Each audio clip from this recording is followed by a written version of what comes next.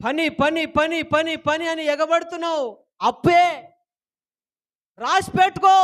ఇంకా 100 సంవత్సరాలు కష్టపడ్డా ఇంకా అప్పే ఉంటావు. నువ్వు అనుకుంటున్నావు ఇక అప్పు పోతుంది అనుకుంటున్నావు. పోదు పోదు, ఏడికి పోదు. నిన్ను వదలా అంటే వదలా అంటుంది అది. నీ జీవితంలో అభివృద్ధి కనపడాలి అంటే నువ్వు పని వైపు కాదు. ఆదివారం నాడు ఏ బిడ్డ ఏ పని చేయకూడదయ్యో. ప్రతి బిడ్డ ఆదివారం నాడు దేవుని వైపు చూడాలి.